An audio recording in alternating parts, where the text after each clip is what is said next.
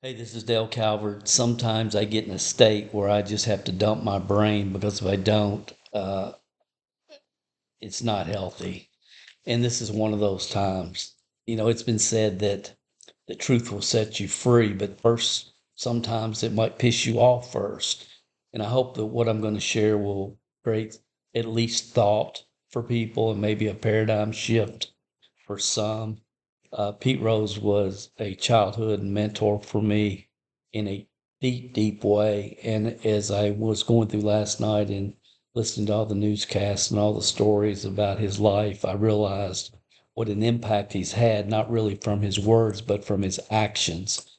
And I just got a couple of things I want to share with you. I will never forget yesterday, September 30th, 2024.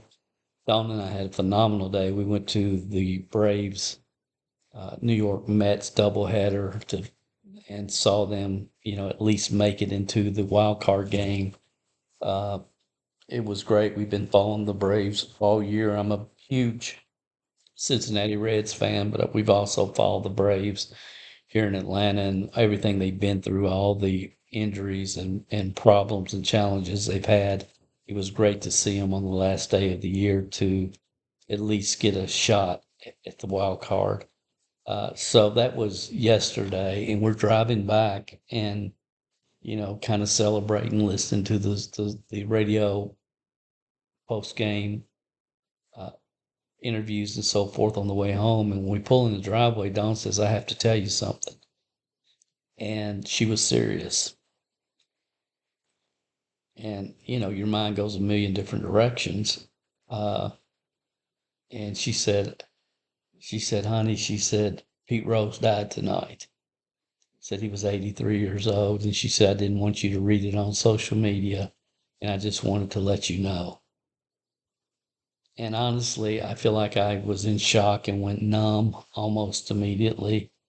And I spent all the most of the night and early into the morning reading everything, watching everything that I possibly could, and going back through, what the media was saying. And my whole life, I was there when Johnny Bench went into the Hall of Fame. And I've told myself when Pete goes in, I will be there. I will be in Cooperstown when Pete goes in. And to know that that didn't happen uh, is disheartening in a way for me and a lot of other fans. That's really hard to describe. But if you grew up in Cincinnati and you watched Pete, or if you're a baseball fan, you kind of get it. But there's a lot we can all learn from the life of Pete Rose. And when I was 8 years old, the first pack of baseball cards that I bought in my life, today I'm very much into the sports card collecting and investing business. That's one of the businesses Dawn and I operate, and I'm very much into that. But when I was 8 years old, the first pack of Topps baseball cards I bought, when I opened it, there was my childhood hero, Pete Rose. And I carried that card, as you can see, uh, the terrible conditions it's in, but I carried it with me for years and years and years. And when I played Little League baseball, even when I was playing high school baseball, I put that card in my back pocket just as a good luck charm. And again, I am my whole life. I've been a Pete Rose follower, collector, supporter in every way, and I've bought a lot of sports cards, memorabilia from Pete Rose and his career over the years. Here's just a framed art that I have, and these are the actual cards. His rookie card here, 63. Every year that he played in the major leagues, I have a card from every year. A few years ago, my family, my siblings gave me this uh, all the magazines Pete had been on the cover of throughout his career, frame piece, really nice. I'll always cherish that because it came from my brother and my sister. But a really cool piece of memorabilia. This is one of my favorites. This is a signed ticket stub from the night that he broke Ty Cobb's record, 4192, the night in Cincinnati when he broke that record. You see the pictures autographed as well as the ticket stub from that night. Just a lot of stuff. I've got his baseball glove, bunch of autographed photos. and on and on and on from Pete and the Big Red Machine, because in my opinion, that was the best baseball team ever assembled together was the Big Red Machine. Rose, Morgan, Griffey, Foster, Bench, Perez, Concepcion, and Geronimo. Phenomenal, phenomenal team. So I have a lot of that. So I'm not talking from just somebody that, casually watched the Reds or casually followed Pete Rose throughout his career. I'm talking from a point of reference. I really am. And again, I was really shocked as I was going through last night, just all the things that I've learned about Pete, from Pete, watching him, from his actions, not necessarily as much from his words, but his actions. And I can't remember a time in my life uh, without being in that mindset. And I consider Pete Rose one of the 5 mentors I've had in my life. And he wasn't a business mentor. Uh, he was a different kind of mentor, but he was a mentor, along with Jim Rohn, Zig Ziglar, Jim Burke, and of course my dad. I'm fortunate to have the greatest dad in the world. But Pete was one of my mentors, probably my earliest, well, for sure, my earliest mentor, because I love sports, love baseball from the time I can remember. My whole life I played, and watching him taught me a lot about how to play the game and how to put your best foot forward always and give it all that you've got.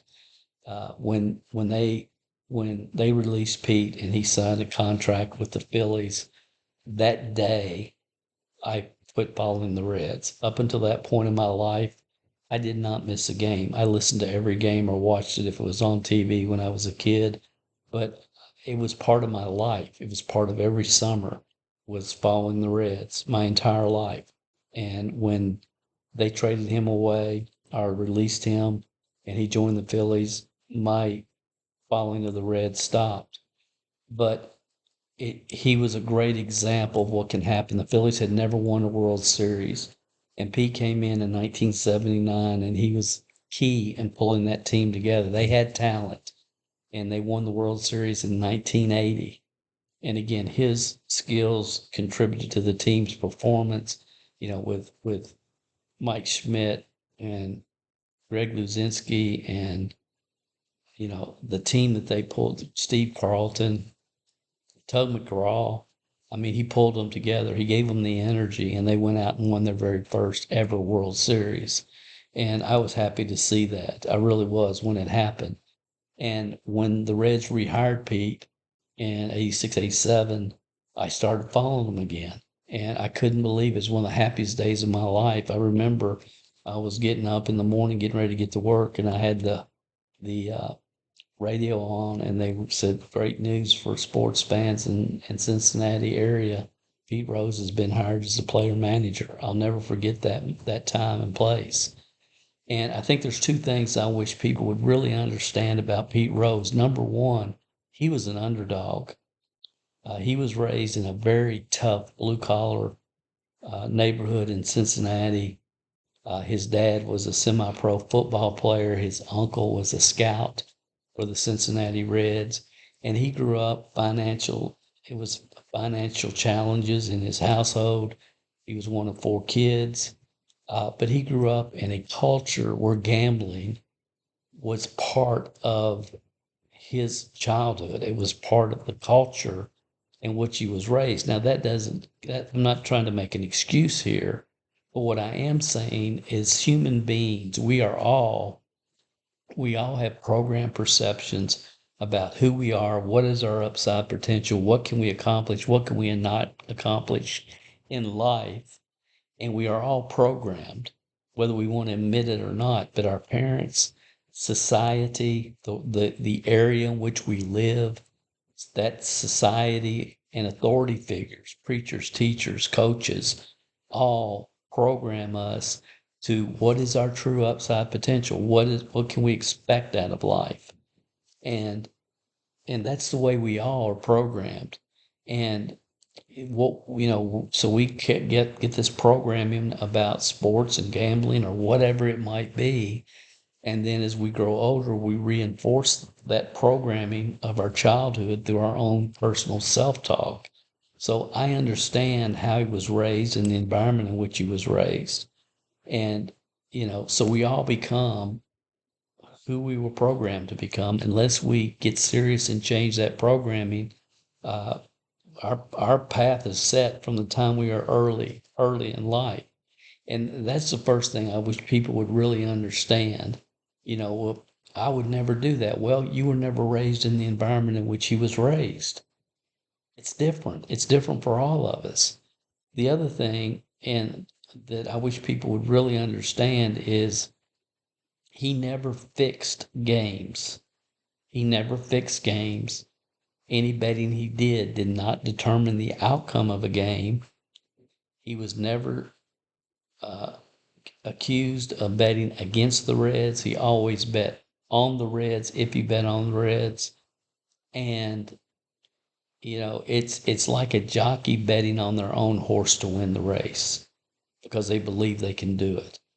And he just believed that his team was good enough to win, and he bet on the Reds. And when he was banned and he signed the agreement, there was a verbal agreement between him and the Commissioner of Baseball, Giamatti, that the situation would be reevaluated in 1 year. And Pete had the assumption that in 1 year he would be reinstated to baseball when he signed that agreement. If you listen to different interviews, which I have over the year in podcasts, that was well understood. But who could ever have thought that 8 days after the agreement was signed, Bart Giamatti has a heart attack and dies. He has a heart attack and dies. So the agreement was with him to reevaluate in 1 year, not the new commissioner. And the new commissioner didn't want to overrule what Giamatti had come to the conclusion of. That's sad. He deserved a second chance. He deserved to be able to get his act straight and to be able to continue to participate in baseball. He deserved a second chance. We all do. And I love the Bible verse that says, "He that is without sin, let them throw the first stone." We've all made mistakes in our life, and the best any of us can do is live, learn, get better, and move on. And he was never given that opportunity. So the life lessons I've learned from Pete Rose, I'll share those with you real quickly. Number one, if you're going to play the game, always hustle and play to win. If you're going to play the game, it's to win, no other reason.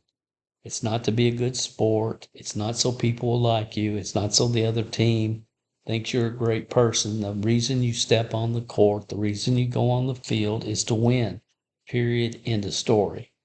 And, this is one of the pictures from my collection where he scores the winning run in the 1970 All-Star game, has a collision at home plate with catcher Ray Fosse from I think he's played it for the Tigers or the Indians at the time.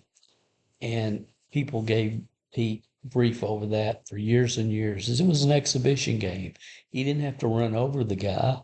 Why did he run over the guy? It was an exhibition game. It didn't mean anything.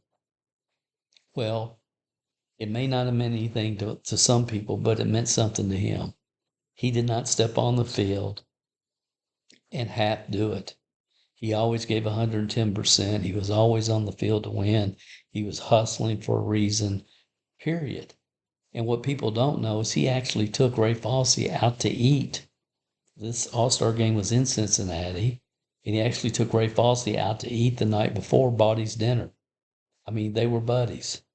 And if you watch the video from this event, as soon as he knocked him over and he scored and the umpire said safe and he knew he won, his first reaction was to help Fosse up and to make sure Fosse was okay.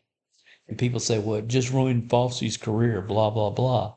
Well, the truth is Fosse was playing the next night, never missed a game after this collision. Pete, during the 1970s, missed 9 games the entire decade of the 70s, and 3 of them were after this collision with Ray Fosse. It hurt him physically worse than it hurt Fosse. But people have given him grief over that over the years by not understanding the real facts around the situation. Another lesson, he set the example and outworked everybody his entire career. And even after he was banned from baseball, he supported baseball every day of his life. He was doing different events and card shows for years and years and years, supporting himself and talking baseball and supporting baseball. He worked on Fox, and just a tremendous, tremendous ambassador for baseball, and had a tremendous love for baseball. But more than anything, he set the example. His story after story after story. Pete was the first one at the stadium taking extra batting practice, and he was the last one to leave. The first one there, the last one to leave, and he was always taking extra practice every time he had a chance. This is something that I've experienced at some level personally, and I've seen other people that have gone through this, and I really never really understood it. And when you watch the life of Pete Rose, it starts to really make a lot more sense. And I've come to the conclusion that those with low self-esteem cannot distinguish the difference between confidence and arrogance. They think all people, and there's a lot of arrogant people in the world who walk the walk, who never walk the walk. They talk the talk, but they've never walked the walk. There is a lot of arrogance, but there's a difference between arrogance and confidence, and people with low self-esteem think every confident person is arrogant, and that's not the case. But if you've done it, I've always told people, do it and then you can talk about it. Do it and then talk about it. Uh, the other lesson, confidence is created from paying your dues and outworking your competition. When you pay your dues and you've done the work and you've done the studying if it's required, whether it's self-education or whatever education that you need to learn in whatever niche you're involved in, confidence is created from paying your dues and outworking your competition. And I learned that through my business world activities, but really Pete taught me that as a young child, just watching his actions and hearing the stories. And he's the number one hitter in baseball. Why does he always feel like he has to take extra batting practice? And those type of things that I heard throughout my entire life. The other thing, Pete's energy and love for the game rubbed off on all his teammates. He made everybody around him better. And he understood team. And the acronym that I've used for years for team is together, everyone achieves more. And see, those that are egotistical make it about them, about their records. But leadership makes it about the team. And they help everybody on the team become better because he understands together everyone a team achieves more. When he talks about going to the Phillies, he said, I went there because they had great players and I knew that we could get to the World Series. That's why I went there. He had more money offered from other organizations, but he went where he had good players that he felt like he could help and encourage and lead to a World Series, which he did. One of the last life lessons here. It's better to be thought of as a moron. And people on social media so need to hear this and understand this. Most don't. But it's better to be thought of as a moron than to open one's mouth and remove all doubt. We see it every day on social media. That's why I can't stand social media. Only fools argue with facts. Only fools argue with facts. The numbers are the numbers, and they're undebatable. Track record is track record. It's documented. It's there for anybody who cares to look behind the curtain and not just try to find things to confirm their confirmation biases, and really look at the numbers. And you look at Pete's numbers over his career, they're undisputable. They're undebatable. 4,256 hits, more than anybody that's ever played the game.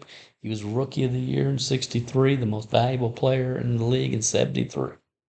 He won 3 batting titles, 2 Gold Gloves, 17 All-Star appearances, was voted as the to the All-Century team in 1999.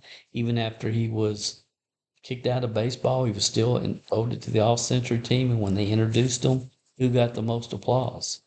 Pete Rose. Why? Because people respected how he played the game. He gave it all he had every time he got on the field. Pete was an underdog. And the American dream is alive and well for those that are willing to go all in. How many people are willing to go all in? Not most. Most people have the attitude, at first I don't succeed, fix the blame quick, blame it on somebody else. It wasn't my fault. And what if I go all in and fail? As Art Williams said, all you can do is all you can do, but all you can do is enough. But the American dream is alive and well for those that aren't dependent upon politicians or government officials or their parents or their relatives, people that are willing to go all in and then take responsibility for their decisions, good or bad. The American dream is alive and well, regardless of what some people will try to tell you. It still is. But there's reasons people fail and there's reasons people succeed. And if you want to see why people succeed in sports, just watch the life of Pete Rose. Pete Rose's track record is documented. A person's feelings towards Pete Rose is really more of an indication of who they are as a person. Oh, he shouldn't be in the Hall of Fame. He bet on baseball. How did his personal bad decision to bet on baseball, how did it hurt baseball? Was he fixing games? No. Who was he betting on? His own team. Why? Because he believed in them. I'm not saying he should have done it. It was against the rules. He shouldn't. But when people go off on these tangents about what a terrible person he was because he knocked over Ray Fosse in an exhibition game at the All-Star game, or he started a fight with Bud Harrelson in the World Series. Yeah, you know why he started the fight with Bud Harrelson? Because Bud Harrelson called him a name, a vile name. And I could go, you know why he got suspended for 30 days for arguing with the umpire? Because the umpire hit him right in the cheek and drew blood with his finger pointing at him. His fingernail went right in his cheek and it blew blood. He didn't hit him, but he pushed him, and yeah, he got suspended for 30 days, more than any manager has ever been suspended. But there's reasons behind it. You can be a headline reader and just continue to add to your confirmation bias about what you think without looking behind the curtain and looking at the facts. So when people don't think Pete Rose should be in the Hall of Fame for whatever reason, his track record's documented. A person's feelings towards Pete is more of an indication of who they are, not who Pete was. Track record stands alone. His track record stands alone. One of a kind. The greatest hitter in baseball history who showed us all how to play the game and give it all we've got every moment we're on the field. I'm going to shift direction only because of where we are right now, and a lot of, as I was formulating my thoughts and going through all these stories and watching deep into the morning, there were so many parallels, and I'm not going to get into a lot of them, but man, it was just so obvious to me that there's a lot of parallels between Pete Rose, his life, his journey, and what we're seeing politically right now. So I'm warning you, I'm going to talk politics for a couple of minutes. If that bothers you, just, I hope you'll check out my website at dalecalvert.com. If anything I've said up to this point has caused you to think and it hasn't pissed you off, like I said, the truth will set you free, but first it might piss you off, then consider subscribing to this channel. But I am giving you a fair warning because I'm going to get into politics here for a couple of minutes because the parallels with Donald Trump and Pete Rose are just so similar. It's scary. So I try to stay out of politics and I try to stay off Facebook in general. I can't stand I just can't stand it. It just drives me crazy how what really bothers me is to see people that I really thought had their act together and were logically thinking people who are just totally 1000% slanted in their thinking. And I saw this week, and I normally just ignore stuff and don't even read it and just go on. Uh, but I thought, and I didn't know the person that posted it, but here's what it said. It's so simple.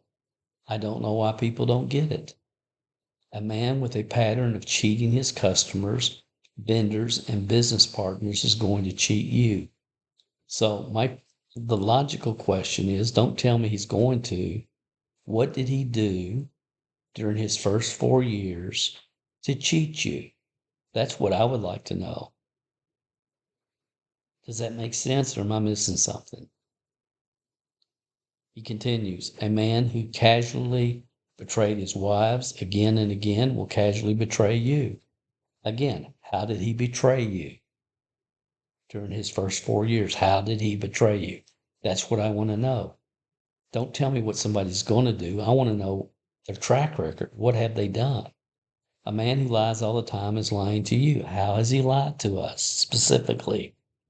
A man who has spent his entire life screwing people over is going to do the exact same to you. Again, how? What's your documentation? And I guess it rubbed me the wrong way at the time. And I've been thinking about this quote a lot here lately, especially with the election here in just a few weeks. And this is an important quote that I wish more people would pay attention to. I'm speaking to the man in the choir, I'm speaking to myself. And it's from Edmund Burke, and he said, the only thing necessary for the triumph of evil is for good men to do nothing. And he was a philosopher. But I've quoted that over the years, and I understand it, and it's been gnawing at me a little bit. So I decided to respond to this guy. And this was my response. I don't particularly care for Trump as a human being, and I don't. However, most of your points are debatable, but let's assume they're all true. Lack of moral character and the ability to lead are different issues. All any of us can do is live, learn from our mistakes, and attempt to become better human beings. That's all any of us can do. So he says, it's so simple. So I repeated his words back to him. What is so simple to many of us, and we are complex by everyone, we are complex why everyone doesn't get it, and it's beyond simple. It comes down to one question and two words. It comes down to one question and two words, and to me it really does. Everyone knows what the question is, but some are not able to honestly answer it. And that question is, are you better off now than you were 4 years ago? Real simple question. And then the two words are, as we talked about with Pete, track record. Track record. The positive impact Trump had on all Americans during his 4 years speak for itself. How can you argue with this? You can look at the inflation rate, you can look at energy dependency, whatever you want to talk. You can look at border security, whatever you want to look at. And I posted an article that I posted 4 or 5 years ago, just outlining what he actually did in his first 4 years. If any of you care, that's the link. But then I said one final thought. Because really all that matters is, are you better off and what's the track record? That's it. That's it. There's nothing else that needs to be debated. I mean, really. So one final thought. Do you really want your tax dollars to fund sex change operations for convicted prisoners? Kamala is radical and dangerous to the future of this country. We can't take 4 more years. And, I had somebody tell that she doesn't want to do that. And I sent her the video. So I put the video here where she talks about that. not just for prisoners, illegal immigrants as well. It makes no sense to me. So I just responded and went on. Well, then he came back and he responded, which I wasn't following it. It just happened to pop up, and this is what he said. Of course, he didn't answer the question, and he didn't talk about track record. Okay, people never do. People run from facts. They just want to let their emotions and their confirmation bias move them in a certain direction. But his response was he wants to run the country like Hitler. Did he run the country like Hitler the last 4 years? No. Proven racist. Project 2025. An immoral leader with the nuclear code. I'm not going to drink the Kool-Aid. You've already drank the Kool-Aid, my friend. The wrong color, though. The wrong color Kool-Aid. Are we blind to these known facts? The people who vote for him have the same mentality and morals. Well, uh, that's a very intelligent statement. I'm better off now than I was 5 years ago. Everyone is, regardless of what the political commercials say. And it's like, dude, have you been to the grocery store? Have you been to the gas station? Do you understand how many illegal aliens are crossing the border every day? It has nothing to do with the political commercials. It has to do with the prices that you're paying. So I responded to him one more time, and I will not again, even if he says something. There's no need. I mean, I've understood a long time ago you can't fight ignorance.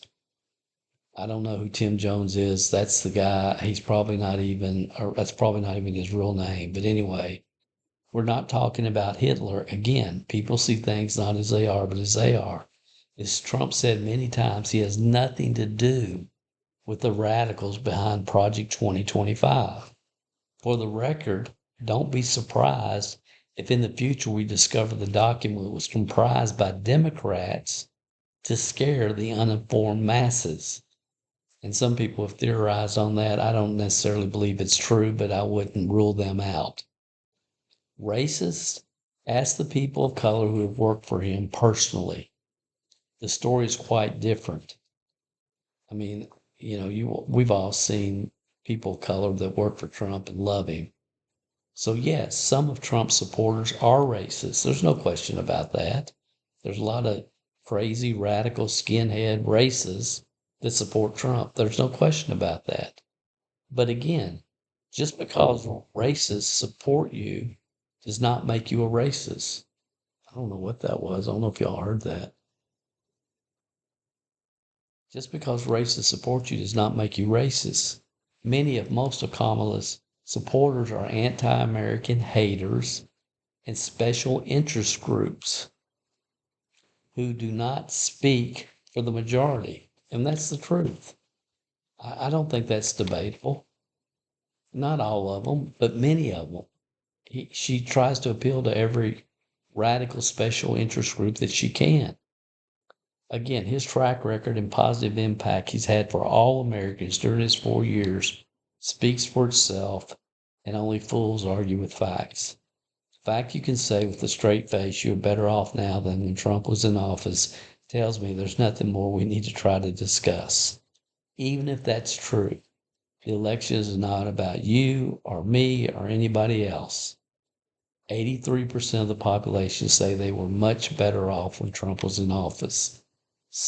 Sometimes it's just best to agree to disagree. When it comes to nuclear codes, sorry guys, when it comes to nuclear codes, I hope and pray that Trump has them. Putin and other world leaders will continue to manipulate Kamala in ways that are unimaginable. Peace. That was my response. And I guess I've said all that to say this. You don't have to like them as human beings, but their track records are undebatable. Trump, what he did for this country during his first 4-year term, we were humming as an economy and as a country. There's no wars. We were control of our own energy, gas prices, grocery prices. It's documented. The last 4 years are documented. So it just comes down to track record and asking yourself the question as regarding Pete Rose. It's the same situation. His numbers speak for itself. The track record speaks for itself. He should have been in the Hall of Fame. He should have been given a second chance. Yes, he made a mistake. He's talked about that. No, he's not perfect. But the numbers are the numbers. The numbers are the numbers. Uh, I am in a state of, I'm coming out of the numbness again. I appreciate you guys allowing me to just dump my brain here. I didn't know it was going to go in a political direction, but when it did, I just felt like I needed to go with that. But some of my childhood was so consumed with Cincinnati Reds, Big Red Machine, Pete Rose, Charlie Hustle. Uh, I'm so thankful I got to see so many games at Crosley Field and Riverfront Stadium. And now, when I'm in Ohio or when I'm in Kentucky, we go to Great American Ballpark every chance we get. I love the sport of baseball. They say it's a thinking man's sport, and I would agree with that. Uh, and I hope that I've said something that's provided value for you. I really do. Thank you. Thanks for letting me dump my brain. Have a great one. And hopes and prayers for this country. And who knows, maybe down the road, it will be too little too late, but hopefully uh, Pete will be in the Hall of Fame one day. Thank you guys.